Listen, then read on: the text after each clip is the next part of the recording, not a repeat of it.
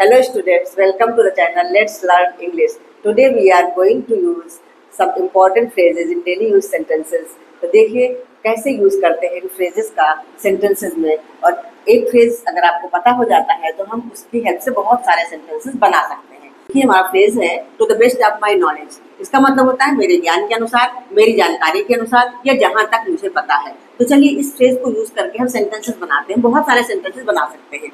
जैसे to the best of my knowledge this question is solved by Mohan. मेरी जानकारी के अनुसार ये क्वेश्चन मोहन ने सॉल्व किया है। नेक्स्ट सेंटेंस है to the best of my knowledge she never makes a mistake. मेरी जानकारी के अनुसार वो कभी भी गलती नहीं करती।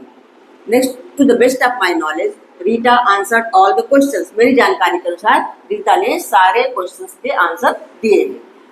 To the best of my knowledge everything will be fine there. मेरी जानकारी के अनुसार वहाँ सब कुछ अच्छा होगा। तो देखा आपने, एक फ्रेज आपने लर्न कर लिया तो बहुत सारे सेंटेंसेस बना सकते हैं, और भी सेंटेंसेस बना सकते हैं सिचुएशन के हिसाब से। ठीक है, तो चलिए दूसरा फ्रेज देख लेते हैं।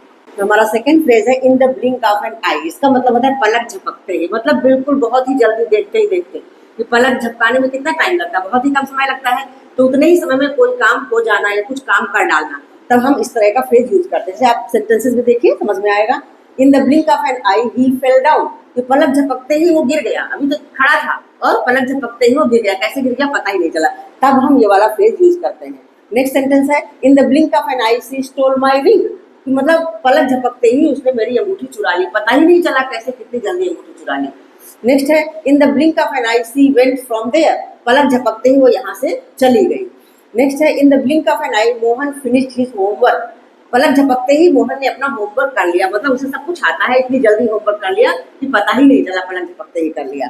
नेक्स्ट है in the blink of an eye he disappeared from market. पलक झपकते ही वो मार्केट से गायब हो गया। जैसे आप कहीं जा रहे हो, मार्केट में कोई आपको दिखा, आप जब तक उसके पास जाते हो कि चलो कुछ बात करें, तब तक वो गायब हो जाता है। तब हम ऐसा बोलते हैं in the blink of an eye he disappeared from market. तो इसका मतलब है कि बहुत ही जल्दी, पलक झपकते ही, जितना टाइम पलक झपकाने में लगता है उतने ही टाइम में काम हो जाता है। तो बहुत ही इंपॉर्टेंट फ्रेज है, इसको भी आप लोग लर्न कर लीजिए।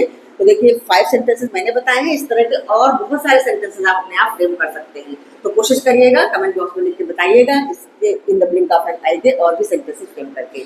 तो चलिए नेक्स्ट कर लेते हैं, फ्रेज है सूनर और लेटर। इसका मतलब होता है कभी न कभी।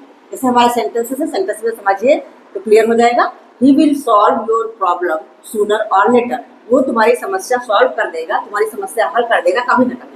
कभी न कभी वो तुम्हारी समस्या हल कर देगा। अगला सेंटेंस है they will invite you sooner or letter. वे तुम्हें इनवाइट करेंगे कभी न कभी, कभी न कभी तुम्हें इनवाइट करेंगे। मतलब नेक्स्ट है I will go to Mumbai for sure sooner or later. मैं कभी न कभी मुंबई अवश्य जाऊंगा, मैं कभी न कभी मुंबई अवश्य जाऊंगा। She will learn cooking sooner or letter. कभी न कभी वो कुकिंग सीख लेंगी। नेक्स्ट है he will return my money sooner or letter. हमने किसी को मनी दिया हुआ है, अभी तक नहीं रिटर्न किया, फिर भी हमारे मन में अपने आप को सांत्वना देते हैं, कभी न कभी वो मेरा पैसा वापस कर देगा। तो इस तरह से बहुत सारे सेंटेंस बना सकते हैं। जैसे I will learn English speaking sooner or letter. कभी न कभी मैं इंग्लिश स्पीकिंग सीख लूंगा। तो इसी तरह से सूनर और लेटर का यूज करके आप लोग भी बहुत सारे सेंटेंसेस बनाने की प्रैक्टिस करिए। तो चलिए अब चलते हैं नेक्स्ट फ्रेज देख लेते हैं। नेक्स्ट फ्रेज है bye the way. Bye the वे का मतलब होता है वैसे या वैसे तो ये वाला फ्रेज हम स्पोकन इंग्लिश में बहुत ज्यादा यूज करते हैं। तो चलिए सेंटेंसेस में देख लेते हैं कैसे यूज करते हैं इसको। जैसे by the way I heard that he is moving to Mumbai. ऐसे हम बातचीत बोलते हैं ना, वैसे मैंने सुना है कि वो मुंबई मूव कर रहा है, मतलब मुंबई में सेटल होने जा रहा है।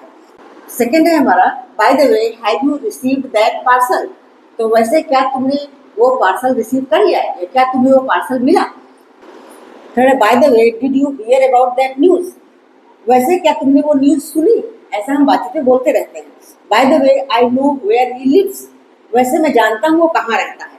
तो देखो यहाँ पे वेयर आ गया सेंटेंस के बीच में, तो फिर ये सेंटेंस हमारा इंटरोगेटिव नहीं होगा, ये अफर्मेटिव सेंटेंस हो जाता है। जब WH वर्ड सेंटेंस के बीच में आ जाता है तो फिर वो अफर्मेटिव सेंटेंस होता है। तो इस सेंटेंस का मतलब है कि वैसे मैं जानता हूँ कि वो कहाँ रहता है। नेक्स्ट है bye the way could you please help me in this project. तो या इसका मतलब है कि वैसे क्या तुम मेरी इस प्रोजेक्ट में हेल्प कर सकते हो। तो यहाँ पे सकने के लिए मैं कुड यूज किया है, पोलाइट रिक्वेस्ट के लिए, पोलाइटली रिक्वेस्ट की जा रही है। तो आई होप आप लोगों को समझ में आ गया होगा बाय द वे का यूज कैसे करना है। तो बाय द वे का यूज करके आप लोग भी बहुत सारे सेंटेंसेस फ्रेम कर सकते हैं। तो प्रैक्टिस करिए, कोशिश करिए। चलिए अब नेक्स्ट फ्रेज कर लेते हैं। नेक्स्ट फ्रेज है फॉर्चुनेट इन हैविंग। इसका मतलब होता है भाग्यशाली होना। तो इस फ्रेज को यूज करके हम बहुत सारे सेंटेंसेस फ्रेम कर सकते हैं। जैसे पहला सेंटेंस देख लीजिए, she is so fortunate in having such kind of brother, कि मतलब ऐसा भाई पाकर के वो बहुत ही भाग्यशाली है। नेक्स्ट है, I am fortunate in having father like you, आपके जैसा पिता पाकर मैं बहुत भाग्यशाली हूँ। I am fortunate in having life partner like you, तुम्हारे जैसा जीवन साथी पाकर के मैं बहुत ही भाग्यशाली महसूस करती हूँ, बहुत ही धन्य महसूस करती हूँ अपने आप को। फ्रेज का यूज करके हम बहुत सारे सेंटेंसेस बना सकते हैं, जैसे I am fortunate in having friend like you, I am fortunate in having sister like you. तो इस तरह से हम ये वाला फ्रेज यूज करके बहुत सारे सेंटेंसेस फ्रेम कर सकते हैं। तो नेक्स्ट फ्रेज है हमारा on the dot. On the dot का मतलब होता है ठीक समय पर या निर्धारित समय पर। सेंटेंसेस देख लेते हैं। जैसे सेंटेंस है हमारा पहला, the movie started at 2 PM on the dot, मतलब ठीक समय पर, निर्धारित समय पर मूवी स्टार्ट हो गई 2 PM पे। नेक्स्ट है, he goes to office at 10 AM on the dot, तो बिल्कुल ठीक समय पर, निर्धारित समय पर ऑफिस जाता है सुबह 10 बजे। अगला फ्रेज है a big shot. A big shot का मतलब होता है बहुत ही महत्वपूर्ण व्यक्ति, बहुत इंपॉर्टेंट पर्सन। ठीक है, तो इसके सेंटेंसेस देख लेते हैं। You will be a big shot one day, you will be a big shot one day, एक दिन तुम बहुत महत्वपूर्ण व्यक्ति बनोगे। नेक्स्ट है, he thinks he is a big shot, वो सोचता है कि वो बहुत ही इंपॉर्टेंट पर्सन है, वो बहुत ही महत्वपूर्ण व्यक्ति है। Hi student, that's all for today. See you soon with more sentences in the next video. Till then, bye bye.